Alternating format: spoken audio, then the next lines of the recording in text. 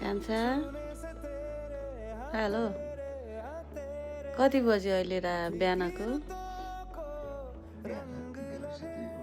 अनि 2 बजेसम्म ओछ्यान यसरी नै बसिरहने हो त उठ्न मन लाग्यो नि त्यसो भए कहीँ नजाने हामी बाहिर देखाउ त कस्तो छ देखाउ न पर्दा खोल न हो यस्तो मिठो लाइट आइरहेछ तिमीलाई यति खोल्न गाह्रो भएको है यति गाह्रो भएको छ तिमीलाई हेर त्यो